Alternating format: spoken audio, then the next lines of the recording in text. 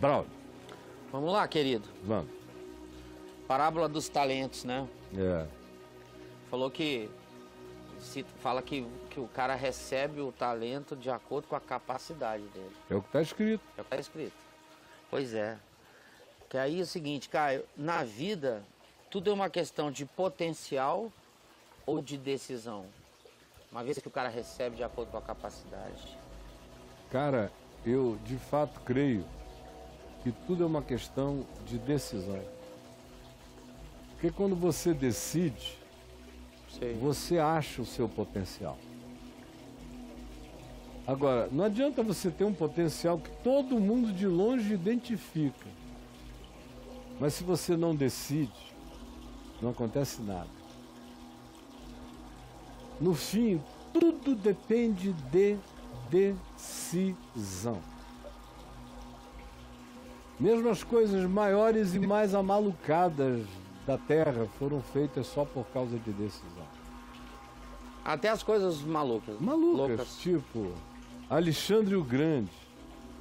Isso é um garoto de 20 anos que morre com 33, decidiu conquistar o mundo, querendo ser maior do que o pai, Felipe.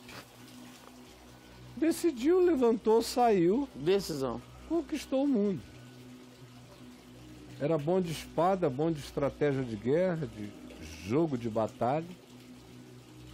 Você vê um cara como Ciro, o persa, provavelmente tenha sido o indivíduo que teve o maior e mais extenso império já conhecido no planeta. Foi um negócio que cobriu do Afeganistão, do Paquistão, da Índia, do Oriente, da Ásia, ao coração da África, expandindo em todas as direções. Cobriu Europa antiga, bárbara. Poder extraordinário e uma decisão. Ele não tinha 3 braços, nem 7 olhos. Um homem com 2 olhos, um par de ouvidos, as mesmas sensorialidades. Tinha uma coisa, uma vontade de decidir e uma tenacidade férrea, resiliente, inteligente. Mas quantos indivíduos mais inteligentes do que Ciro o Grande já existiram na Terra? Milhões, mas não tiveram a decisão. Você, por exemplo, olha aqui para o nosso governo. Por que o nosso presidente está ali? É por cultura? É por inteligência? É por capacidade humana relacional, diplomática? É por sabedoria especial? É pelo que ele está ali? Francamente, ele não tem nenhuma dessas coisas. Ele não passaria em exames de admissão da maior parte das faculdades. Não precisa nem ser de fora do Brasil. Aqui no Brasil mesmo, não entra. Não acompanha alguns raciocínios. Tem que ser explicado para ele de maneira mastigada. Mas uma coisa é inegável. Ele é um cara que teve uma decisão. E a decisão fez o besouro voar. De modo que potencial, somado a uma decisão, faz você mudar o mundo, o seu mundo. A mudança será do tamanho do seu olhar. Agora, não adianta ter um potencial enorme se você está sem a decisão. Deixa eu terminar dando um exemplo. Eu estava em Manaus, com 18 anos, me converti querendo me matar. Me converti... O poder prometido, recebereis dunamis, explodiu dentro de mim. Era inegável a unção. Eu comecei a pregar para todo lado, uma paixão. Mas eu não estava pensando no mundo. Eu sempre pensei na Amazônia primeiro, depois no Brasil. Tanto é que eu criei uma organização chamada Visão Nacional de Evangelização. E ao designá-la como Visão Nacional de Evangelização, eu botei uma fronteira, botei um limite na ação dessa organização que nasceu em 78, na Rua Getúlio Vargas, lá em Manaus, no Amazonas. Pois bem, e eu rodei o Brasil todo, quando chegamos na década de 80 e por 86, 87, especialmente depois de 86, depois de Amsterdã, 86, um evento do Billy Graham, onde havia 12 mil pastores do mundo inteiro, de todas as nações da terra. E eu preguei lá e conheci milhares de pessoas, convites para todos os lados e tudo mais. E aí havia aquela dúvida se eu iria fazer uma coisa agora para o mundo ou se eu continuaria a ser do Brasil. Então tinha um potencial em mim, lá em Manaus. Eu não sabia nem que potencial era esse. Mas eu decidi que fosse o que fosse, embora eu não soubesse que potencial era aquele, eu agi por causa da decisão. Eu tinha uma vontade inapagável de pregar o Evangelho. Embora eu fosse gago. Aí, a decisão puxou o potencial à vida, à existência. E à medida em que eu fui praticando e fui ativando os dons, eles foram chamando outros. Um dom chama outro dom. De modo que você começa fazendo uma coisa, 15 anos depois você está fazendo 100. Porque uma vai se conectando à outra e coisas vão ganhando vida a partir da sua emulação. Bom, aí eu fui intensamente Brasil e mundo, até 98. Europa, Estados Unidos, Oceania, não sei o que, prega, e as multidões vinham. Estádios na Alemanha com 80, 90 mil pessoas, catedrais lotadas em toda a Europa, na Inglaterra, eventos imensos para jovens, vários deles, para 60 mil, 70 mil, acampados 15 dias, ouvindo a palavra. Eu pregava às vezes 9, 10, 11, 12, 13 vezes no dia. Começava a pregar às vezes 6 horas da manhã e ia terminar 2 horas da madrugada do dia seguinte. Meu Deus! Porque aqueles 60, 70 mil jovens europeus ávidos queriam mais. Mais uma, pelo amor de Deus. Mais outra, pelo amor de Deus. E eu fui até que em 98, por causa de uma infelicidade pessoal, eu queria resolver a minha questão emocional, afetiva e conjugal. Eu tomei algumas decisões e dei alguns passos errados no processo de tomar a decisão certa. Eu dei alguns passos errados nesse processo. E havia muita gente que odiava a minha integridade, que esperava a hora de um vacilo para tentarem me comer vivo. E eles conseguiram comer pedaços de mim durante um bom tempo. E eu fiquei tão cansado e despedaçado que eu parei. Eu só não parei porque eu não sei parar.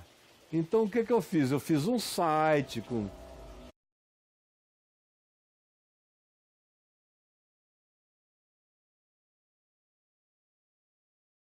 Cansado de ir, de viajar, recebia convites e me negava a ir a qualquer um.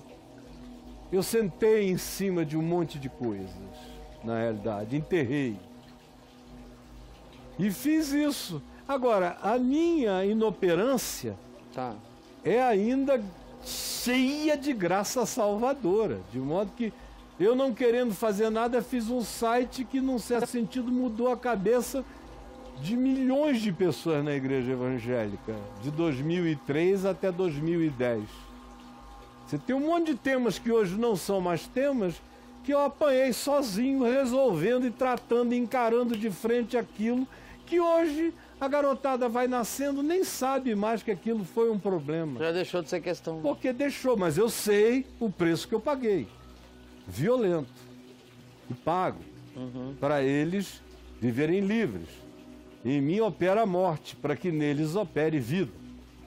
Vem ver TV, a gente começou aqui, e no jardim de casa, porque eu estou sem fazer nada, não aguento, eu vou pregar. Aí pregava até 4 horas por dia, tinha dia da gente fazer 8 horas de papo de graça aqui, pregando, e o povo veio vindo. Até que veio a bendita prisão na Papuda. Foi uma bênção. Foi. Aquele dia 24 de maio de 2017 foi uma coisa maravilhosa, linda, extraordinária, porque me renovou o espírito. Eu fui lá para ser renovado, eu fui para um retiro espiritual. Não dá para eu descrever o bem que aquele acontecimento causou em mim e como eu vim turbinado de lá. Aí o resto foi uma certa aflição à noite, orando, dizendo: Senhor, me mostra, me mostra, me mostra, me dá o start disso outra vez. Aí eu olhei e vinha Brumadinhos se derramando todo e aquela voz dentro de mim: tu vais recomeçar por aí. E eu fui para lá e acendeu de novo tudo. Eu não quero mais viver daquele jeito, viajando todo dia, ou 5 vezes por semana, ou toda semana, não, porque tira a saúde e tira até a alegria. Mas fazer como eu estou fazendo, está me dando um prazer enorme, respondendo. O potencial sempre esteve aqui, está aqui, mas de 98 até 2017, eu dei uma sentada no potencial e fiquei daqui, pregando para todo mundo. Milhões literalmente foram abençoados, libertos, salvos, edificados. Agora eu sei que ainda podemos fazer muito mais e eu estou com alegria disposta e disponível para mandar ver, conforme a sabedoria do que eu consiga fazer, como diz a minha mulher, sabendo usar não vai faltar, até onde o Senhor me conceda ir. Mas não adianta ter todo esse potencial se você sentar em cima. O que ativa tudo é uma decisão e muda tudo. Sabe, você não conhece o irmão André, uma missão chamada Portas Abertas. Ele vive ainda na Holanda. Esse ano, inclusive, a Adriana e eu estivemos a uns 2 quilômetros ou 3 da casa dele. E ele ele sofre já de demência pela idade. Mas ele foi um homem muito significativo na pregação do Evangelho no século XX.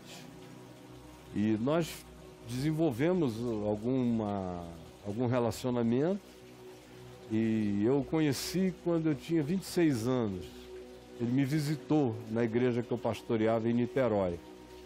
Foi lá, pregou, um amigo meu, Volney Faustini, interpretou para ele. Daquele dia para frente, eu tive alguns outros encontros com ele. Mas naquele dia, ele me disse uma coisa importante. Ele falou: o que você está pensando em fazer agora, de modo imediato, no próximo mês ou 2? Tinha pergunta interessante para quem estava acabando de ser apresentado a mim. Eu falei: irmão André, eu estou pensando em começar um seminário. Aliás, já está todo pronto. E com uns 300 alunos, mais ou menos, já tem o lugar, eu tenho dentro. Eu expliquei tudo. E a gente pode deflagrar a qualquer momento. Ele falou: está tudo pronto? Eu falei: tá, já tem todos os professores, já está tudo combinado. Nós estamos só vendo o melhor dia para iniciarmos nos próximos 2 meses.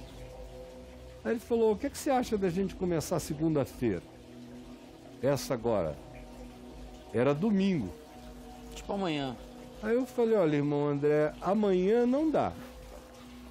Mas eu tomo aqui o compromisso com você de começar na segunda-feira que vem. Na outra. Aí ele me bateu assim na mão, falou: desculpe.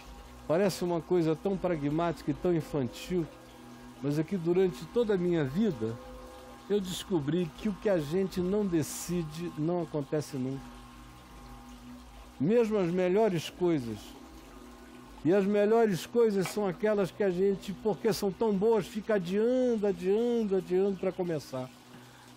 Deixa eu te pedir um favor, sempre que alguma coisa for uma coisa digna de que aconteça, mesmo que você não tenha todos os meios, faz o que você conseguir, porque os meios chegarão para completar o que você necessita. Eu tomei aquilo, eu já era assim, Ele ainda esquentou Aí isso. ele esquentou. Ativou. Aí, meu amigo, eu fiquei assim pro resto da vida. Uhum. E sou assim até hoje. Você vê que eu não sou de muita conversa. Eu ouço, levanto e o cara me pergunta para onde você está indo. Eu estou indo fazer isso que a gente acabou de conversar. Né? Uhum. Eu não tenho mais o que acrescentar. O muito falar não faz nada acontecer se você não levantar, tomar o leite e caminhar. E aí, meu irmão? É isso aí. Você nunca foi um cara omisso, né, Caio? Graças a Deus, não. Eu entro no cacete, apanho pra caramba, mas eu não escondo a minha cara. Nunca escondi. Espero morrer sem esconder a minha face real, da vida real, onde as necessidades estão presentes e onde a profecia precisa ser declarada.